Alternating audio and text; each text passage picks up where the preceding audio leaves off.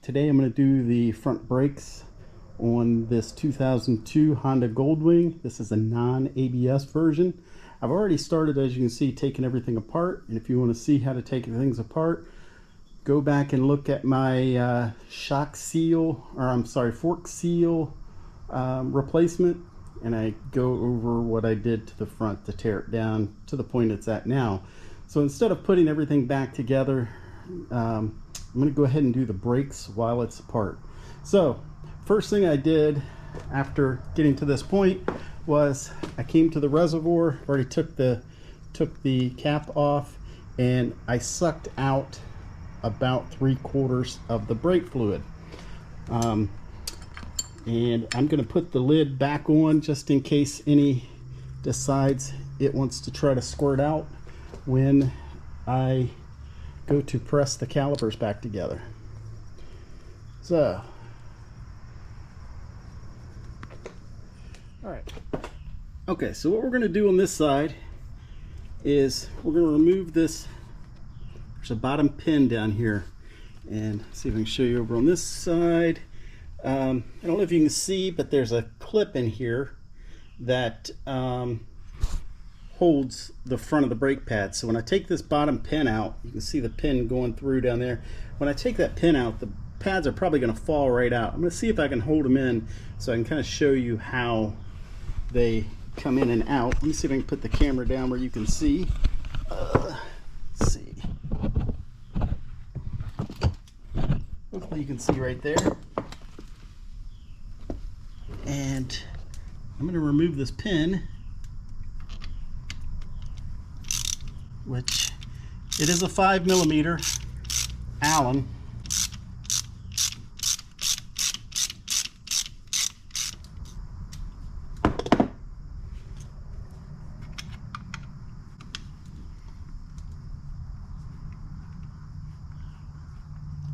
All right.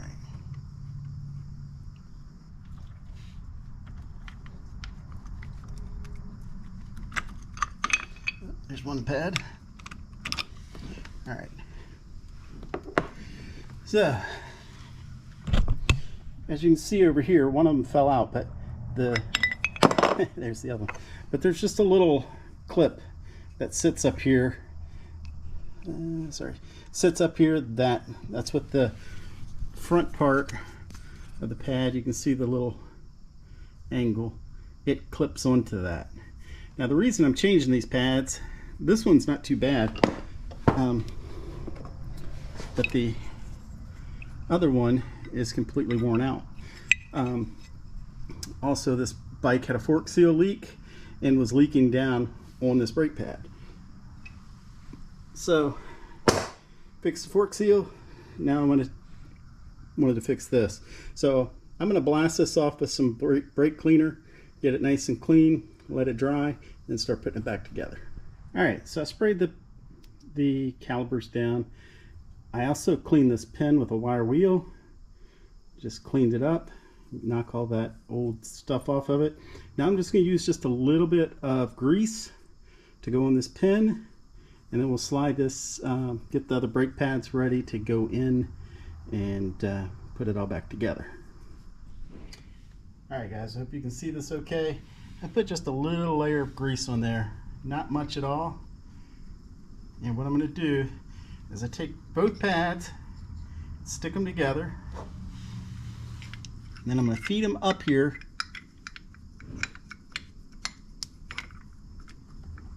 and get them in that clip. Okay. Let's see.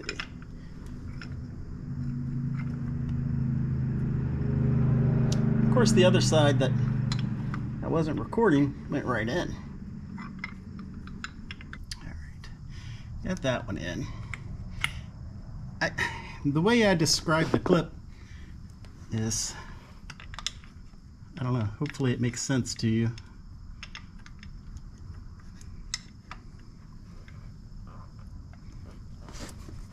But it's a lot like the brake pads on a car. If you've ever done a car, they just kind of sit up in this little spring-loaded spring or spring clip, I think they call it. And that's where it just kind of holds them in there where they can't fall out.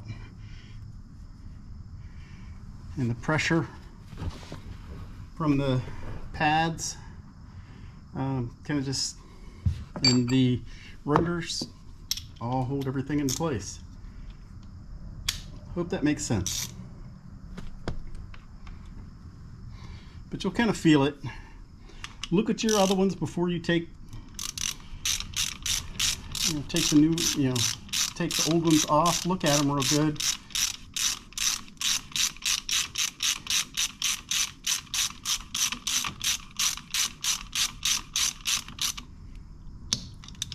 All right. So now I'm just going to check and make sure they're still spread apart all the way.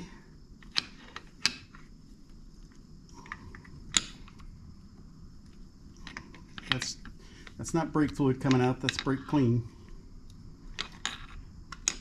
Stripping off the grooves here there with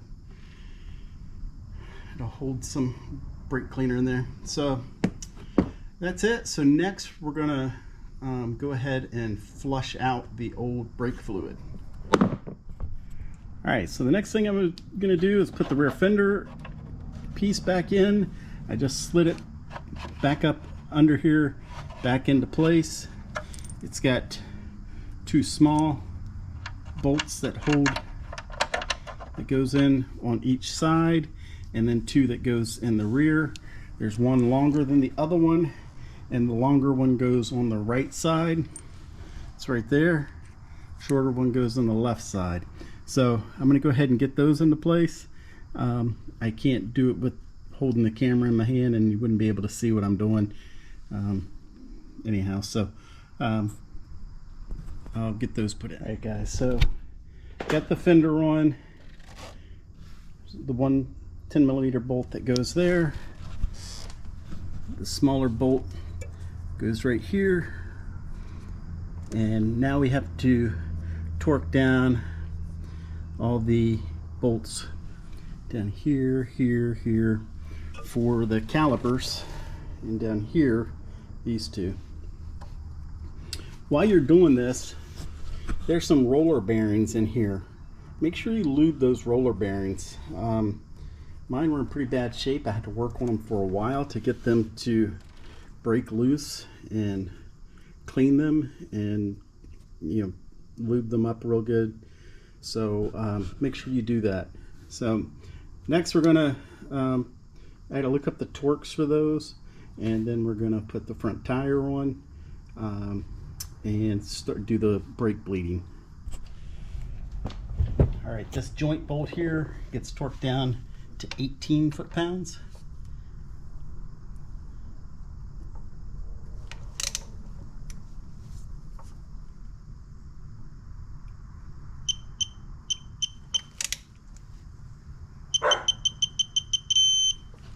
And this one gets torqued down to 23 foot-pounds. And this one here is a Torx 30.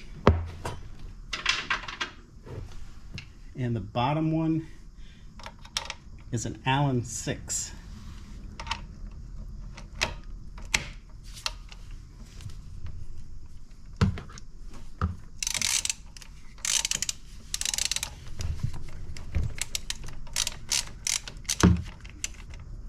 It was so loose.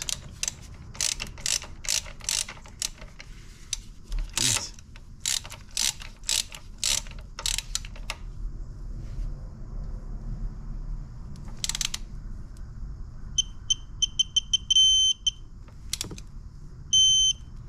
All right. So those are torqued down. So now we're going to torque down the ones on the right side. All right, these are torqued down to 19 foot-pounds.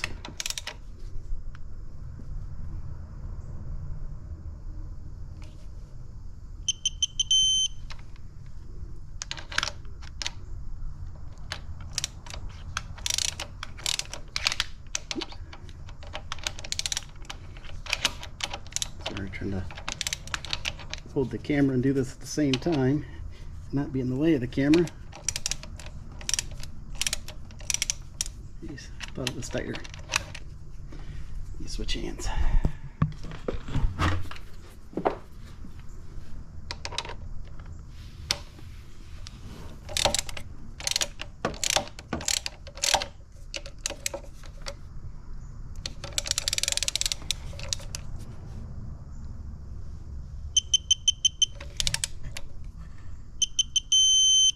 There we go. All right, so those are torqued down to 19.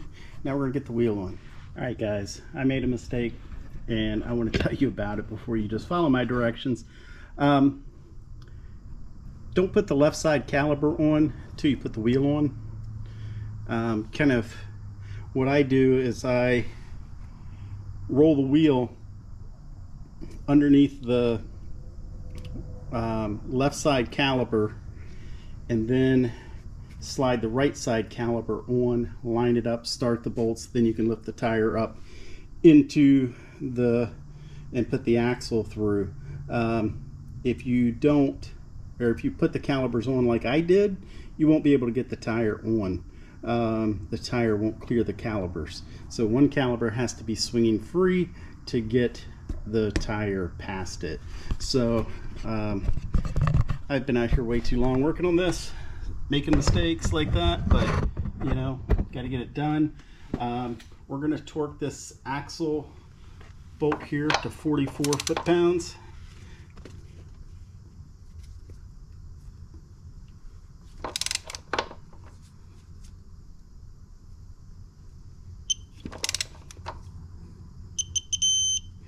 All right, there we go. That's 44 foot-pounds.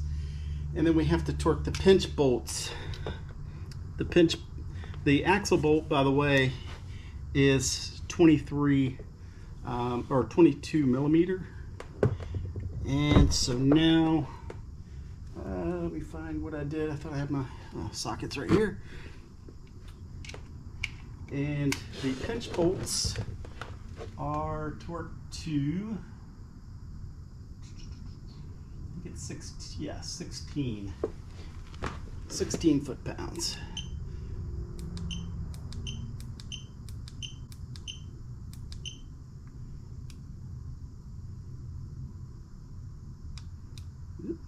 Past it.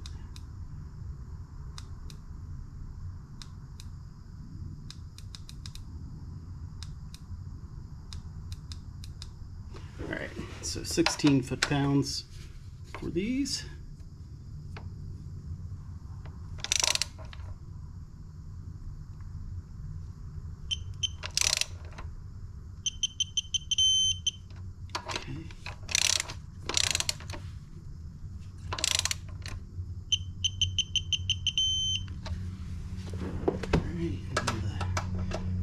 I know you can't see me doing the left side here, but torque those down as well.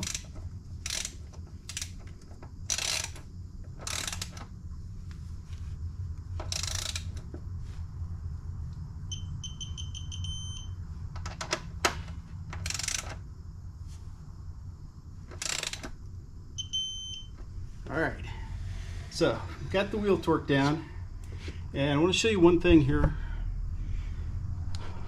On this side of the axle, oh wait a minute, never mind, we're not going to show you that. We're going to go on and start bleeding these brakes. You always want to start with the one furthest away. Actually, I'm going to torque these bolts down first. So let's get that done first. I gotta check the torques on these. I want to make sure I have everything torqued down. I know I've torqued down everything down here, so we just need to torque down the anti-dive and these bolts here. Okay, so these secondary master cylinder bolts here, the book says 23 foot-pounds. Seems awful high for those, but that's what the book says, and this is 35 inch-pounds. So yeah, this is the anti-dive plunger case bolt. So 35 inch-pounds and 23 foot-pounds. So I'm gonna go ahead and do that off camera here.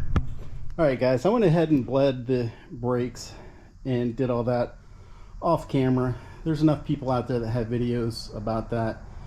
If you want to see it, just look it up. But I did show you how to do the brake pads and how to put that most of that front fender and everything back on. I think we got most of it recorded, but it's all back together. Now I got a messy garage to clean up. There's what the brake fluid looked like that came out of it, so it definitely needed to be done.